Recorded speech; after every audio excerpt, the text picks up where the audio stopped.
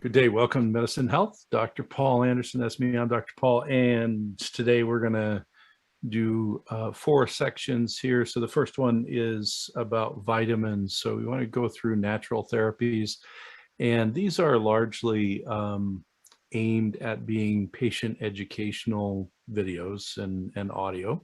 So as you know, we are both on we put these up on YouTube, but we're on CTR Radio live streamed. We're also streamed to Facebook, and then we have the audio on all of your favorite pod burners. So wherever you like to get your material, you can find us there. I want to talk about first vitamins as a topic, and we're going to actually divide them up a little bit. But the first thing about vitamins, which I think is important, is the difference between a fat-soluble and a water-soluble vitamin. So a fat-soluble vitamin is one that we'll do our own little section on, but that would be like vitamin A, vitamin D, vitamin E, vitamin K. And the thing with fat-soluble substances is they can build up over time, whereas the water-soluble nutrients tend by your body to be eliminated as they go in. So they go into your body usually through your diet. You eat them, or you take a vitamin or some mixture thereof, and the nutrients get to your cells. They're used for whatever purpose they're used for, and then they are eliminated. Fat-soluble can actually depot or build up in your body. So we're going to table the fat solubles for just a minute. We're going to talk about water soluble vitamins. Now, as always, this is information only. This is not medical advice. You should run any of this by a healthcare provider.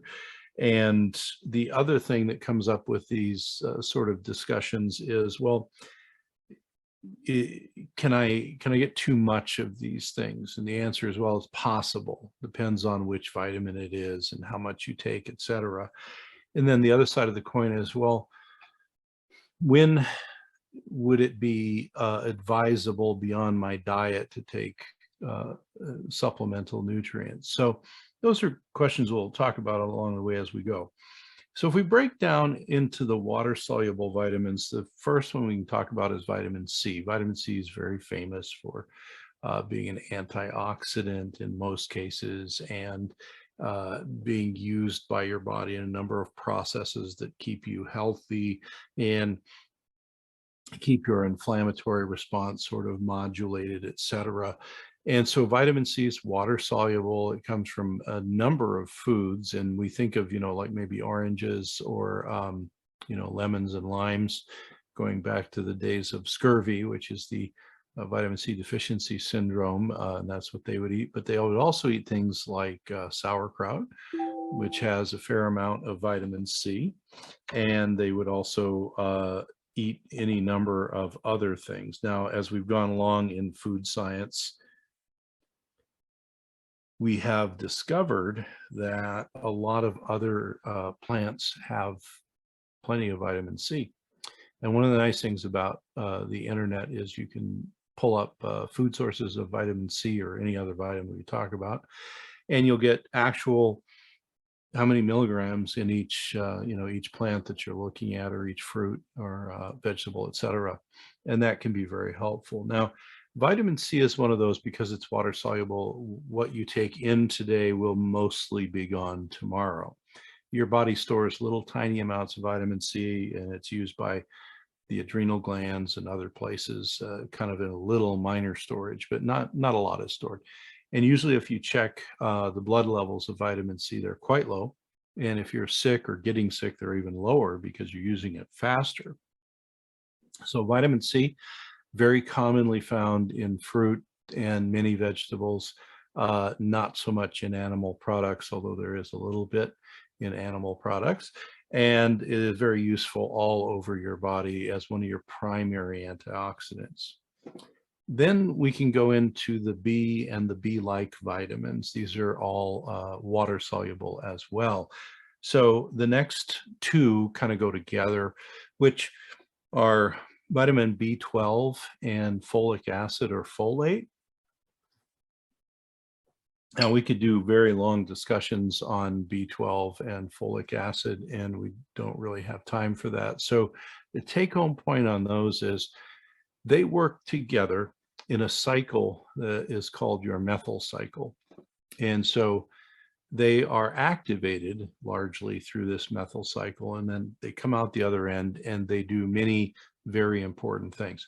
So one of the things that methyl donors like B12 and folate do is help you in the production of a lot of your neurotransmitters, the chemicals that run your brain. They are very important in feeding the system that helps to set up the building blocks of your DNA, et cetera. So real, core functional items. When people get low in these, they can get all sorts of issues from them. You can get certain types of anemia due to low B12 or folate or both. You can get fatigued. You can have any number of problems that come along. Now, sometimes your doctor may check your B12 levels or your folic acid levels or folate levels, and that can be a good idea, especially if they're very low. There's a lot of reasons why B12 and folate can be elevated on your blood tests, and those are things you would need to go over with your doctor. But these are going to commonly be in a multivitamin and or a B complex vitamin, at least many of them, and they're very useful in that respect. So again, B12 and folic acid. Folic acid comes literally from its name, it's foliage. So they found it originally in spinach, and they kept reducing the spinach down until they isolated this molecule they found, which was folate. And inside of foliage, so dark green leafy vegetables, things like that, you have a combination of folate structures. So you may have heard of active folic acid. There's folinic acid and methylfolate. Methylfolate is the fully active form. Well, it turns out there's actually reasonable amounts of the methylated folate and premethylated folate in a lot of the high folic acid foods. The place you do not find those active forms is in folic acid supplemented food. So like a lot of cereals and other things have folic acid added, and that is actually a far distant precursor to methylfolate or folinic acid, which are a little further down the trail to being active or fully active in the case of methylfolate. Kind of the same with vitamin B12. You've got different subfamilies of B12. So you have like adenylyl cobalamin, they all end in cobalamin. You have methylcobalamin and so on. And again, usually in an active supplemental form or in some of the food sources. Now, B12 tends to come from meat and fermented foods. So it'd be like, tempeh and things of that nature that you can get B12 from. Again, in some people, they will react to the methylated forms of folate, so methylfolate and methyl B12, and they'll do better with the pre-methylated versions because, as I said, these things do help you make neurotransmitters, and they do a bunch of other things that are very critical. But there are some people who are just very sensitive to those things, and so they'll do better with as I say, a non-methylated version. And again, if you're having trouble with that, you should really work with, a nutrition provider, naturopathic doctor, anybody who, is trained in this area of nutritional medicine. Then we get to the other B and B-like vitamins. So there is a numbering system. You've heard of like vitamin B1 and B2 and B3, thiamine, riboflavin, and niacin. And we have B5, which is pantothenic acid, and B6, which is pyridoxine. And those are all used largely as cofactors for other enzymes to work. The important thing about that is that as these B vitamins go along, they help the enzymes that create other things or detoxify things or move things around in your body chemically. They help those processes to work in the speed that they're supposed to go. So a cofactor or coenzyme, a cofactor, is usually a water-soluble vitamin, almost always a B vitamin, although other things can do it. And it's paired with a mineral. And we'll do another thing on minerals, but they usually go together. So thiamine, riboflavin, niacin, pantothenic acid, and pyridoxine are the most common of that group of B vitamins. Then you get to things like biotin and PABA, or para-aminobenzoic acid. And these I call the B-like vitamins. They're structurally similar. They have similar jobs, although their chemistry might be a little bit different than say B1 or B2 or something. And they are often involved again in either restorative or regulatory or building block type processes, which are very important, obviously. So for example, in biotin, you often might be given this or prescribed extra biotin if you have certain neurological issues, which could include neurological pain or a chronic neurological problem, etc. And kind of the same with para-aminobenzoic acid, or PABA. And often we will see these in, a B complex or in a multivitamin. Now, one of the things that is a good concept to keep in mind is sometimes there might be a pharmacologic dosing reason to give you like a lot of one vitamin or two vitamins or something. But whenever you're taking B vitamins especially, and you're taking a very high amount of those B vitamins, you want to keep in mind that if you're taking one or two of them at high doses, you want to have the other B vitamins available, because what will happen is, because these things run enzymatic processes, or at least they partially help to run the speed of the enzymatic process and optimize it, there's always collateral processes. So if I run process number one and I speed it up, process number 2 and 3 next to it may speed up also. But what if process 2 and 3 use vitamins you don't have around? You'll get functionally deficient in those.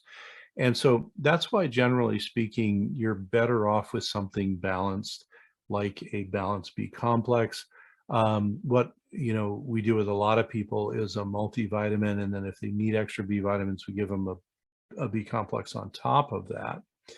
Now, as I said, sometimes there are times where we might give people extra. Common nutrients that may be given in higher doses would be any of those B vitamins, but often B12, sometimes folates, B6 and B5 are commonly used. B1 is used a lot in diabetes management, etc., and on and on. There's many, many iterations of these things that you can use. Now, the B vitamins and the vitamin C, etc., these are water soluble. So if I took too much today, I might feel oddly or unpleasant, but it's not going to build up in my body and create any long-lasting problem that I may have, which is important to not create long-lasting problems with nutrients that you might take. So generally speaking, you should get as many nutrients as you can from your diet. Then there are also studies that show that a large portion of the human population just don't get enough that way. And so then the next step would be, say, a multivitamin. And then if you need more B vitamins, it'd be a B complex.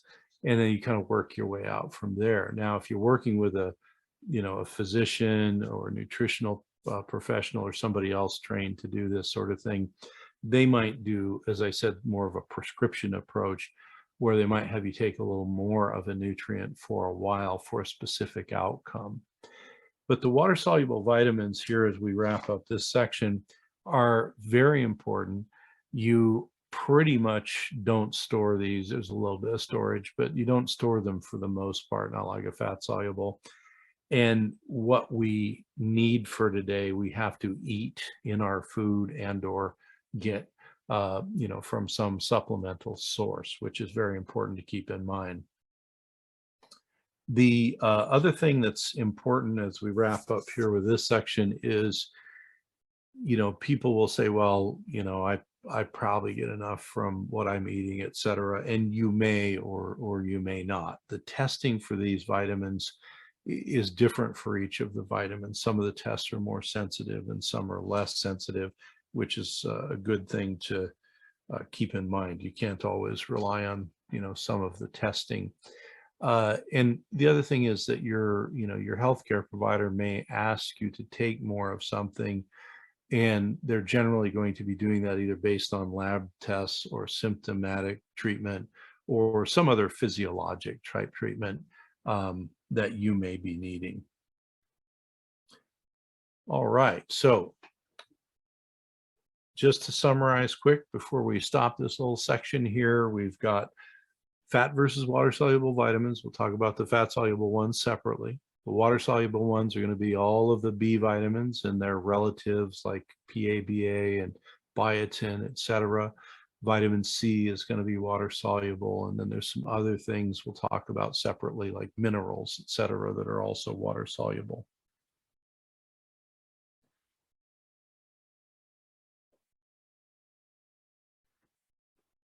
So as we go along, we will move on to other parts, but we're going to take a little quick break here and move forward, and I'll see you on the other side.